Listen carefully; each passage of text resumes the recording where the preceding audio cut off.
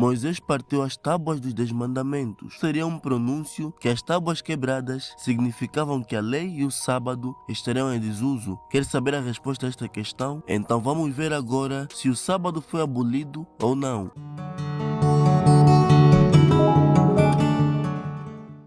Para vermos a questão do sábado, devemos primeiro ver a origem da situação, pois no princípio não havia um mandamento que dizia para guardar o sábado, mesmo que algumas pessoas procurem mostrar dessa forma. A Bíblia disse que Deus descansou no sétimo dia, mas a Bíblia não diz que Adão descansou no sétimo dia, e não houve nenhum mandamento quanto ao assunto. Quando Deus criou os céus e a terra, no sexto dia ele criou o homem e depois descansou. Mas sabemos pelas escrituras que Deus havia proibido o homem de tocar no fruto proibido, que mais tarde, infelizmente, o homem terminou por comer com sua esposa. Mas eu quero que você note uma coisa. Deus disse a Adão o seguinte: mas da árvore do conhecimento do bem e do mal, dela não comerás, porque no dia em que dela comeres, certamente morrerás. Aqui Deus é taxativo em dizer que no mesmo dia em que Adão comesse o fruto, naquele mesmo dia Adão deveria morrer. Mas quando Adão comeu o fruto, ainda viveu cerca de 900 anos. Ou seja, não morreu no mesmo dia. Será que Deus falhou na sua profecia? É claro que não. O que aconteceu foi que Deus, sendo espírito, ele se importa mais com a nossa alma do que com o nosso corpo. Então morrer para Deus não é o mesmo que morrer para os homens, pois para Deus morrer significa a separação eterna com Deus. Ou seja, para Deus alguém morto é alguém que está perdido na sua alma, que está separado dele. Como exemplo, podemos tomar o Senhor Jesus quando ia orar pela filha do Jairo. A Bíblia diz que a menina já havia morrido. Estando ele ainda falando, chegaram alguns dos principais da sinagoga, a quem disseram: a tua filha está morta, para quem fadas mais o mestre? Mas a resposta de Jesus foi a seguinte: e entrando disse-lhes: por que vos alvoroçais e chorais? A menina não está morta, mas dorme. Quer dizer que para Jesus a menina não estava morta, ou seja, a alma da menina não estava morta, como Paulo reforça ao falar de uma mulher dizendo: mas a que vive em deleites, vivendo, está morta. Paulo aqui se refere a uma mulher que vive dos prazeres do mundo, que ela está morta mesmo estando viva, ou seja, trata-se de uma morte espiritual. Isso nos mostra que Deus falou que Adão morreria, se separaria dele, significando que Adão estaria perdido, pois está escrito: porque todos pecaram e destituídos estão da glória de Deus. Então Adão estava morto. E qual foi a sua maldição? Deus mandou que Adão trabalhasse, dizendo que no suor do teu rosto comerás o teu pão. Então, recapitulando, Adão só começou a trabalhar depois de pecar. E quando o homem trabalha, fica cansado. E quando o homem fica cansado, precisa descansar. Então Deus deu um dia para descansar. E esse dia foi o sábado. A palavra sábado significa descanso. É o sétimo e último dia da semana que Deus ordenou na Bíblia que fosse guardado no Antigo Testamento. Mas sabemos por que Deus mandou guardar o sábado? Algumas pessoas afirmam que o sábado sempre existiu como mandamento, mas esta afirmação não tem base bíblica, pois Deus explica claramente o porquê que mandou guardar o sábado no Antigo Testamento. Porque te lembrarás que foste servo na terra do Egito e que o Senhor teu Deus te tirou dali com mão forte e braço estendido. Por isso o Senhor teu Deus te ordenou que guardasses o dia de sábado. Então Deus mandou guardar o sábado como lembrança para o povo de Israel que foi liberto do Egito por intermédio do seu profeta Moisés. Mas então, e nos dias de hoje? Ainda vale? Primeiro devemos entender que o sábado é o descanso, porque Deus mandava as pessoas descansar neste dia. Mas precisamos entender que a lei do Antigo Testamento é apenas uma sombra do Novo Testamento, como diz o apóstolo Paulo, porque tendo a lei a sombra dos bens futuros e não a imagem exata das coisas, nunca pelos mesmos sacrifícios que continuamente se oferecem cada ano, pode aperfeiçoar os que a eles se chegam. Paulo aqui afirma que a lei era a sombra dos bens futuros, ou seja, o Antigo Testamento inteiro era uma representação apenas. Então vemos que no Antigo Testamento tudo era uma representação do Novo, como a passagem que lemos mesma diz que os sacrifícios dos cordeiros eram sombras, porque o verdadeiro cordeiro era o Cordeiro de Deus que tira o pecado do mundo. Então tudo no Antigo Testamento não era uma história própria, mas era para mostrar algo que aconteceria no futuro. Então se você tinha o sacrifício dos bodes e dos cordeiros no passado, agora temos o sacrifício de Jesus. E agora hoje nós poderíamos levar mais cordeiros nas igrejas para sacrificar? Acredito que não, porque agora temos o verdadeiro cordeiro, que é Jesus. E agora que já temos conhecemos a realidade, não precisamos mais da sombra. E Paulo nos mostra que o sábado era sombra, dizendo: portanto, ninguém vos julgue pelo comer, ou pelo beber, ou por causa dos dias de festa, ou da lua nova, ou dos sábados, que são sombra das coisas futuras, mas o corpo é de Cristo. Aqui Paulo afirma que o sábado é sombra de Cristo. Mas o que representa o sábado então? O povo de Israel, infelizmente, rejeitou o Senhor Jesus Cristo com este sábado novo. Por isso Paulo diz que, porque se Josué lhes houvesse dado repouso, não falaria depois disso de outro dia. Portanto, resta ainda um repouso para o povo de Deus. O povo de Deus que Paulo fala é Israel. E Paulo afirma que o povo de Deus não entrou no descanso, pois falta um descanso para o povo de Deus. Mas como poderia faltar um descanso se Israel já guarda o sábado? É porque o sábado que eles guardavam era apenas uma representação do verdadeiro sábado que estava por vir através de Jesus. O homem no princípio, no Éden, não pecava e não trabalhava. O trabalho só teve início depois da queda do homem, o que fez com que Deus dissesse ao homem que comeria do seu suor. Mas Deus reservou o dia do sábado para que o homem pudesse descansar de todo o trabalho da semana. Mas a questão de Deus com Adão no princípio não foi do corpo, mas da sua alma, pois a Bíblia diz que a alma que pecar, essa morrerá. Então Adão estava perdido na sua alma, pois havia pecado. Adão estava cansado na sua alma, e o descanso do corpo não serve para fazer descansar a alma. Então quando vem Jesus com o verdadeiro sábado, ele diz: vinde a mim, todos os que estáis cansados e oprimidos, e eu vos aliviarei. Tomai sobre vós o meu jugo, e aprendei de mim, que sou manso e humilde de coração, e encontrareis descansos para as vossas